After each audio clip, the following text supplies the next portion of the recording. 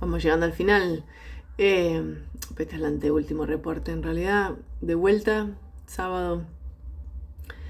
Ha sido como una jornada intensa en INSAR, mucha información, así que voy a dividir en dos videos el reporte del día de hoy, que es el último día de INSAR. Primero retomar una frase de ayer que la verdad es que me olvidé de comentarla, pero que me pareció muy buena, que la mencionó Joe Buchsbaum en su charla sobre genética, que retomó una frase de Hipócrates que dice: es más importante saber qué tipo de persona tiene una enfermedad que saber qué tipo de enfermedad tiene una persona. Y creo que eso también fue una gran introducción a la charla central de hoy que dio Evdokia Anagnostou. Es alguien muy conocido, una investigadora muy conocida, es una neuróloga que trabaja en Canadá. Y su charla se llamó Explorando la heterogeneidad en el espectro autista, desde el laboratorio, pasando por la clínica, llegando a lo que son las prioridades de los usuarios. Y fue realmente muy interesante, creo que nos dejó pensando mucho a todos, por lo menos a mí. Me gustó mucho que empezó a decir que la naturaleza no lee el DSM, así que eso ya es bastante provocador como comentario, ¿no? Porque nosotros en el DSM no tenemos como todas las categorías diagnósticas, ¿no? de las condiciones ligadas al desarrollo, con sus descripciones. Y lo que quiso explicar es que hay mucha heterogeneidad y mucha variabilidad alrededor del constructo del autismo, de la condición del espectro autista.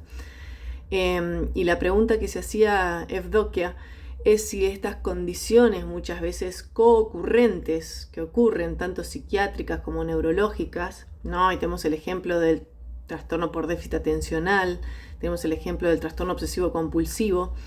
Si este tipo de condiciones psiquiátricas y neurológicas, la epilepsia, son parte de una de las trayectorias biológicas que puede tener la condición del espectro autista, o si es parte central de la biología de un constructo donde coexisten todas estas condiciones del neurodesarrollo en general. Porque lo que explicaba es que cuando los investigadores se meten en temas como los genes, ¿no? o en otras cosas, se meten como en lo que es el fenotipo en la clínica, cuando se meten en las neuroimágenes estructurales y funcionales, ¿no? Y tratan de ver si encuentran algo, no pueden encontrar diferencias significativas que los ubiquen en los grupos concurrentemente a los diagnósticos. Entonces, todo el tiempo estaba diciendo cómo reconciliamos la heterogeneidad y la variabilidad existente con el autismo como un constructo único. Y lo que me pareció muy interesante, primero en la metodología de cómo están tratando de contestar esta pregunta, que todavía no está contestada, de hecho, en esta red de proyectos de investigación en Canadá. Primero, la participación de las personas con autismo y otras condiciones neurodivergentes, como lo están repitiendo todo el tiempo en este congreso, cómo estas personas están codiseñando la investigación. Y hasta niños tan chicos, o sea, a partir de los 10 años, tienen un Youth Council, un concilio, digamos, de niños que están ayudando a codiseñar la investigación y para establecer cuáles son las prioridades de la investigación.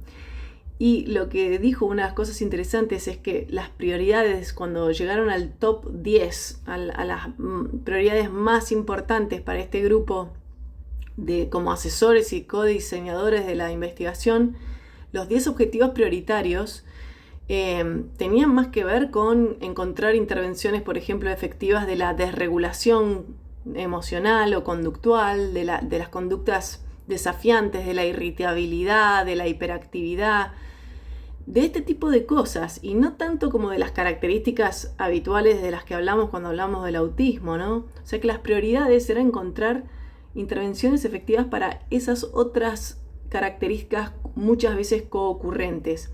Y también encontraron que las medicaciones de psiquiatría que generalmente se usan para lo que son realmente tal vez efectivas, son para estos síntomas asociados y no para los síntomas nucleares del tema del autismo.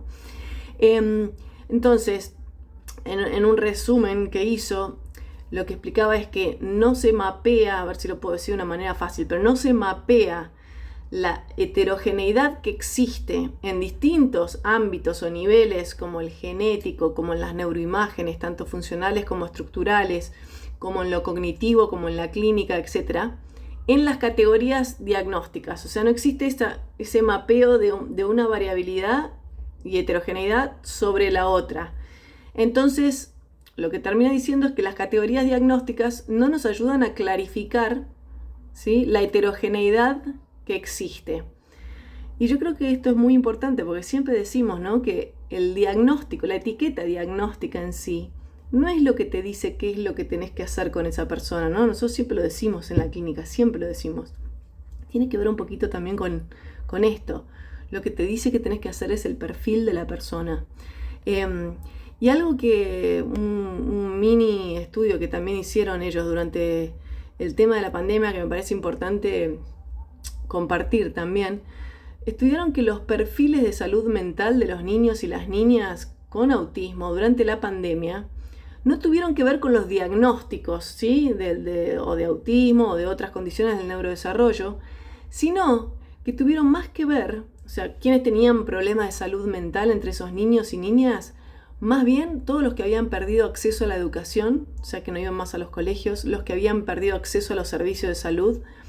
Y lo que más vieron que influyó en la salud mental fue la salud mental de los padres durante la pandemia, ¿sí?, la seguridad económica de esa familia, o sea, cuántos recursos económicos tenían, y el acceso a los servicios.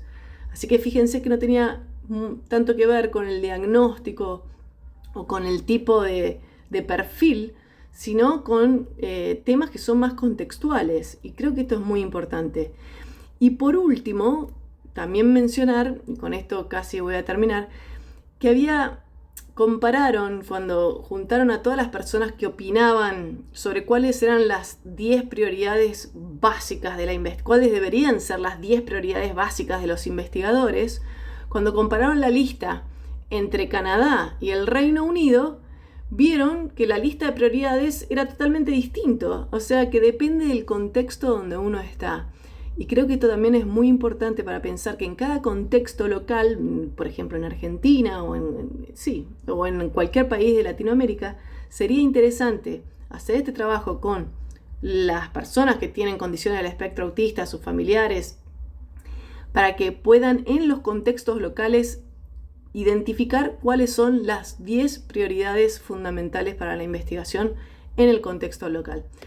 Tengo un minuto más, voy a aprovechar para mencionar muy rápido otro trabajo. Esto no tuvo que ver con la charla de Evdokia, tuvo que ver con otra charla, pero donde se evaluó la asociación entre los individuos que son LGBTQ+, que tienen ese tipo de minoría, digamos, de diversidad sexual, y condiciones coocurrentes en adultos con autismo.